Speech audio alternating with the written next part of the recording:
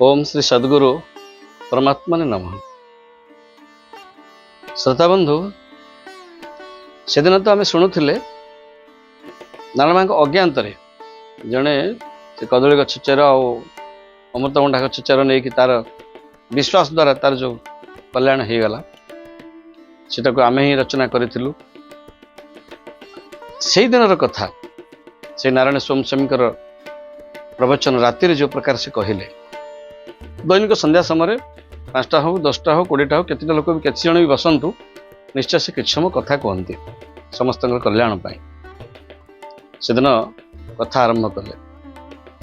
एमती खटे शोई बाँ हाथ मुंड उपर अच्छी सब अर्ध उन्मीलन तलू चाहला बेले आखि कहले तुम मैंने जानिच कि आज एमती गोटे घटना घटिला के जने आसी केते समय एमती शोक रहिले गलेनी आउ केते समय पर गले किंतु बाबा जानी ना से चेर दिखाई बोली आ खाली जिद्दी कले मत कौन गोटे ओषो कषा दियो मोर परिवार रे संपर्क भल रहिबो या कही हसिले तापर दुख प्रकाश कले कहले देख जहा होची नश्वर जहा होची दुखदायक मनुष्य ताकू पाइबा केते व्याकुल। भागवत से गोटे पद अच्छी जीव ज्ञान भाव देख दुख को मणे महासुख विषय जहार लोचन हरई आत्मबुद्धि ज्ञान विषय जहार लोचन भागवत पदटी कहीकि बुझेले जीव अज्ञान भाव देख दुख को मणे महासुख। गुरुदेव श्रीमद आत्मगीता बाणी वैराग्य बाणी रे प्रकाश करिसेंती ये संसार समस्त सुख होची दुखर नामांतर मात्र दुखर आउ गोटे ना होची संसार सुख। गीता माँ कहले अनित्यम असुख लोक ये संसार खाली अनित्य नुह असुख कर किंतु मनुष्य न बुझी केमिति से सुख पाइबा को इच्छा करे। उदाहरण टी दि जाई पारे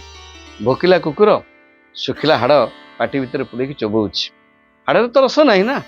किंतु बहुत जोरे रक्तमट करके चोबेवा द्वारा ता दी कड़ खंडिया होकर रक्त बाहरुछि आ से रक्त को से जीभरे चाटुछि एपाक सेपाक कर चाटुछि आ कहूछि मन मने आहा हाड़टा केते स्वादपूर्ण केते भल लागुछि।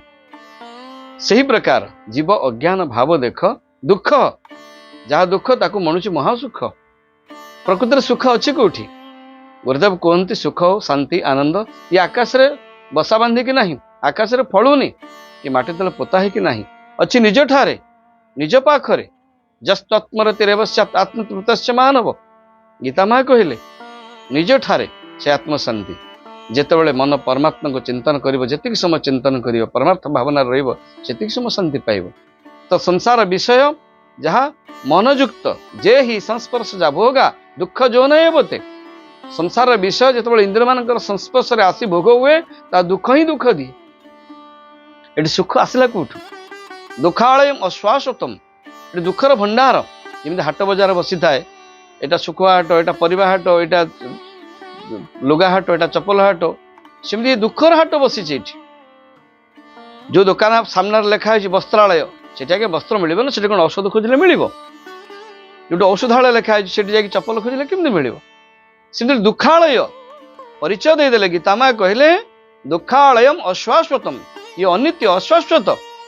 पुणी दुखर आलय ये सुख खोजिले केमती मिल आम कह ना विष द्वारा सुख पाइबी स्त्री द्वारा सुख पाइबी गाड़ी घोड़ा द्वारा सुख पाइबी ये सुख पर्याप्त सुख नुहे ये सुख आमको पूर्णकामी कर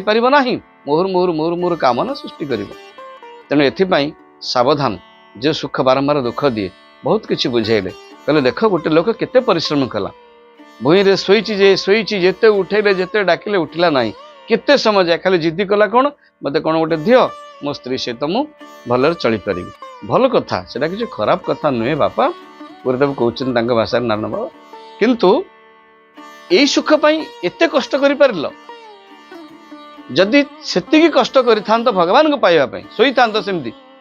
भगवान को न पाइले उठिबी नाही भगवान आउ रही परिबे नाही कारण से तो कोठी नाहंती कोठी निर्दिष्ट जगह रे जाई कि जेहेतु से हृदय अच्छा प्रत्येक हृदय अंतर्जमी आत्मस्वरूप